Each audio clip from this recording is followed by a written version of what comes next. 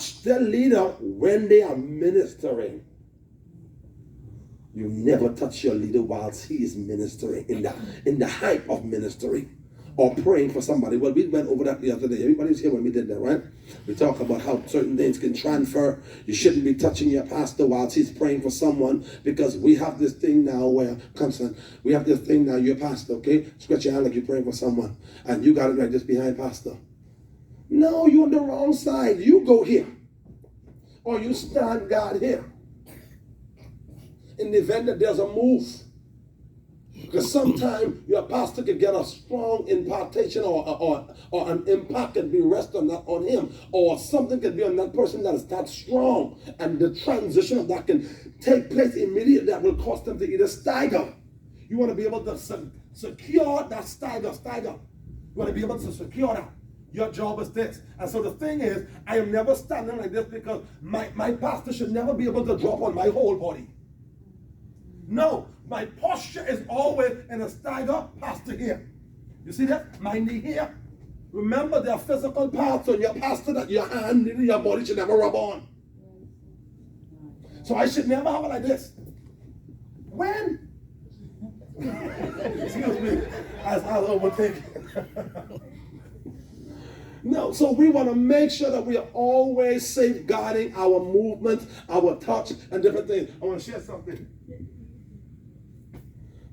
So we have to understand these things, because these things can, you understand, coming down or pastor is in need of prayer or really under the power of God. That means now all the bearers, the aides, they come and they're now assisting the pastor. Okay? Nursing aides should never serve the pastor from the ground up, because they're females. In the event that pastor comes down, you don't want to be there. So certain females should really not be involved with certain movements or certain aggression whilst pastor is ministering. Because you know what I can do is hit you right in your breast. Like, ooh, so you okay? So that's a whole cut, because that on my mind, like, Jesus, people didn't see that and they take that. And so that's, for me, that's going to trigger me different. Like, oh, she even get there? Now you know how to look to these kind of people. They leave or just, I feel the woman breast. And so for me, stuff like that is be a big child. That's why I don't need them too much up around me. It says when you travel one, I even need too much of them around me. And that's why I need him to be as strong as possible. And so the thing is, he's unassuming. And so he looks like, what's this guy? He look like he all ain't look compatible. He just look too passive right there. Stay right there. That's fine. Don't let the look fool you. So and that's fine. And it's supposed to. So the thing is, they could never figure you out. They don't realize you're no clown. Man, you may be a clown, but you ain't even looking like none. Some people can look at some people and literally see clowns all over them. Like, they go my way out, see pastor. That pastor out here. You know what I was saying? Mom, no, listen. Listen, get yourself some serious people to serve around you. So I ain't gonna lie. To yourself what you got here, they look like they want you to go and blow bubble.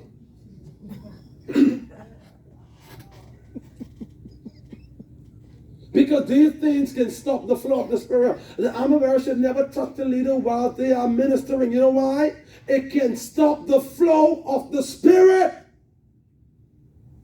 7, let me move on. You must provide what? Strength for your leader.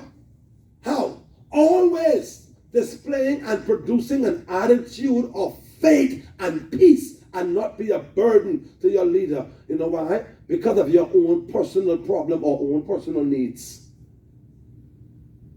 Pastor, I can't have some of your oily.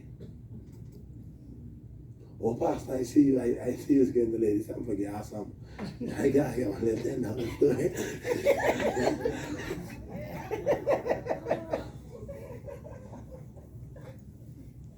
Pastor eating and you right there one ready there. Pastor, I'm got my little piece of sound from the police. All about the pastor office, teeth in the juice, drinking juice and throwing it in the garbage. Look in the garbage, you know pastor ain't drink all them juice can't put in there. We got the communion wine in pastor closet. Because we serve the wine, and when we serve twice for communion, and when we a little bit, how the wine bottle get away? Every time you go in there when church, when pastor in the pulpit, you take a shot because you like wine. I wonder why you be staggering when you come out here. Yeah, you know when people be serving in the pulpit and they drunk? Drunk. Okay? You should never try to be a burden to your pastor. That's going to be a problem. Number 8. You must have a deep down sense of respect for your leader. And acceptance for what? And tolerance of your leader's personalities and their way of doing things. Lord, what if you got me to deal with you? You ever see this couple of handful? Yeah. No. It has to be an acceptance. Anthony already understand, he already have an acceptance that, you know what, pastors come to church some days and he's out like I the devil. That's fine, so I already accept that's just how you behave sometimes. Then sometime he come, you okay, boy, he's so happy to see you today. And then sometimes pastor come and say, good day, pastor. He just said, I ain't got time for conversation. That may be rude to you, but he has already accepted my personality. That's just the way I flow. Everybody ain't gonna accept that. So my job is to take that on so nobody else can see it, so nobody else can experience it. And so you have to accept the way pastor do things.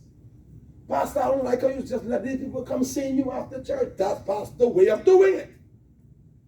I understand you trying to safeguard him. He just finished preaching. He just came down. Fine. Get the nursing aid. Get the other workers. You safeguard. You're the head bearer. Get him in that office. Let Johnson them and let the other administrators deal with the rest of the crowd. Because it will become times where your pastor will preach out or God will begin to add extensively to the ministry. And people are going to want to see pastor right after preaching. Your pastor is more vulnerable right after they put this mic down. Yes. And so I understand your concern. You know that I am vulnerable, so his job is to try to prevent it. So sometimes there will be a little slight agitation towards pastor. Like, the pastors be dealing with. Pastor, come on, man.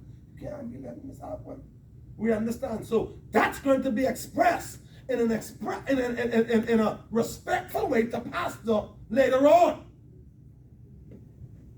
And so it's okay to express these things and not be afraid to bring it to your pastor's attention.